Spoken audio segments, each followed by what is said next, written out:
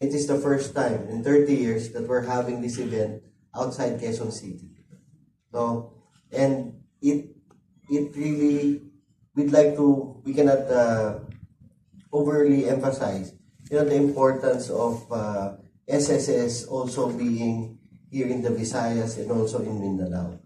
So, as Visayas is a very big growth area for SSS, we really made sure that we'll have this event here in Cebu.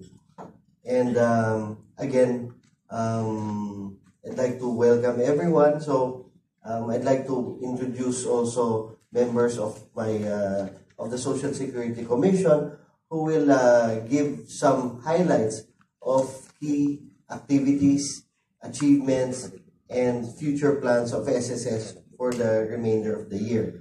So we'll go with each of the commissioners, and then afterwards I'll summarize it, and then we can open the floor for discussion. So the first one is the latest addition to our Social Security Commission family is none other than Commissioner Roy G. Padiernos.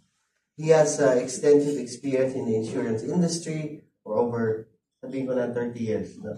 Baka malata yung age ni Comro.